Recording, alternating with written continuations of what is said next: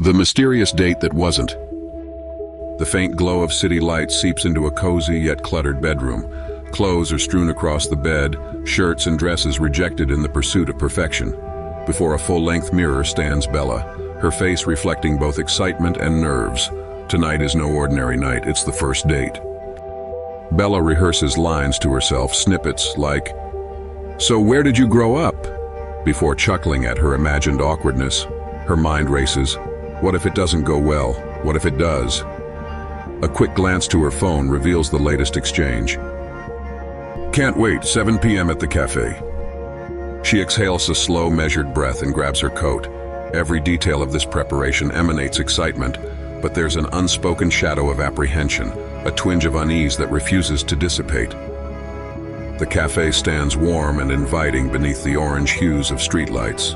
Inside, soft murmurs of conversation mingle with the clinking of coffee cups. Bella steps in, a wave of nostalgia washing over her. From the rustic decor and the scent of freshly brewed coffee, a fleeting smile forms. This place, chosen by her date, somehow feels both intimate and comforting. A reserved table toward the window catches her eye. Beside it rests a bouquet of flowers, not extravagant but thoughtful, roses tinged with deep red. He is already here? Bella wonders, briefly flicking her gaze over the cafe's patrons. Romantic jitters surface before the realization. No one else seems to claim the table or the bouquet. Sliding awkwardly into the seat, she shoots a quick glance at her phone. No new messages. Silence. That's fine, she reminds herself. Dates can run late. Minutes blend together, each with its distinct brand of anticipation. She checks the door again and again. The noise of the cafe, once so inviting, slowly becomes a distraction. The too loud espresso machine, the exaggerated laughter from a nearby table. A server approaches, breaking the spell. "Waiting for someone?" the server asks warmly, glancing at the untouched bouquet. "Yes, I think he is just running late. I'll wait a bit longer," Bella replies with a polite smile that falters as the minutes creep by. The roses seem oddly out of place now, like an unanswered question sitting steadfastly on the table. Bella pulls out her phone, rereading the last text from their date. 7 p.m. at the cafe. Was there another cafe? Could she have gotten confused? She checks for any follow-ups. Nothing. No calls, no updates. The once romantic anticipation starts to morph. Unease takes root, subtle at first, like a draft curling under the door. Half an hour passes. The once cozy cafe feels colder, emptier. Fewer patrons remain, their conversations now muted whispers. Bella notices the bouquet again, studying its peculiar imperfection, the crinkled paper around the flowers, the slight droop of one rose, as though it had been handled hastily. She glances toward the counter where the barista is swiping down surfaces, stealing glances her way. Then there's the low hum of a conversation nearby. She could swear she heard snippets about herself. She's been waiting a while. Her phone buzzes. Relief surges until she glances at the screen. It's not her date. Instead, it's a spam notification, a cruel distraction that intensifies the growing anxiety. Then she feels it, a sensation difficult to describe but impossible to ignore, the sense of being watched. Her eyes dart around the room. A man typing furiously on his laptop hasn't moved for the last 20 minutes. A pair 2 tables over exchanges quick, whispered remarks before subtly glancing in her direction. Was she imagining this? Bella tries to steady her breathing, gripping her phone tightly. Maybe it's nothing. Maybe she's being dramatic.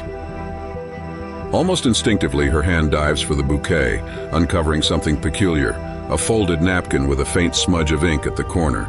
She unfolds it cautiously. The handwriting is jagged, rushed. "Sorry, just that, nothing more." Bella stiffens, the hairs on the back of her neck rising. Suddenly, the reserve table doesn't feel as welcoming. Her resolve begins to crack under the weight of uncertainty. She checks her phone one last time. No updates, no answers. Was she stood up? Was there a mistake? The server returns, their tone apologetic. "Are you still waiting?" I think he's not coming," Bella murmurs, though even saying it feels strange. It doesn't add up. Why would someone leave the bouquet, write that note, and then disappear without a trace? She tells herself it's fine, People cancel dates, people let others down. That's life, right? But that lingering sense of unease doesn't go away. In fact, it's growing stronger with every second spent staring at the empty chair opposite her. Deciding she's waited long enough, Bella nods to the server, pays for her coffee, and walks out into the brisk night air. The streets are surprisingly quiet, eerily so. What should have been a mundane walk home feels cold, almost surreal. Checking her phone, she considers sending a message. Maybe her date has a reasonable explanation. Maybe. Her phone lights up. A private number. No message, just a call. Her thumb hovers over the green button. Every instinct tells her not to answer, and yet curiosity wins. But when she picks up, the line is silent. Nothing but static. She holds her breath, the faint hum of static filling her ear like white noise, until the call abruptly disconnects. She stares at the screen, her pulse quickening. That was no accident. The walk home suddenly feels much longer than usual. Shadows stretch and twist under the flickering glow of streetlights. She hears footsteps behind her but sees no one each time she glances back. The sense of being observed becomes oppressive, thick as fog. As she checks her surroundings, her mind churns with questions. Was I targeted? Was my date ever real? She thinks back to their months of chatting, to every carefully crafted message. The realization that she may not have known the other person at all gnaws at her. Could it have been a trap? Arriving home, she locks the door tightly and sinks into the couch. Pulling out her phone, she scrolls desperately through the dating app, trying to find her date's profile, but it's gone, completely erased. Her breathing quickens. This can't be happening. She double-checks her texts, her call log. The messages are still there, but something's off.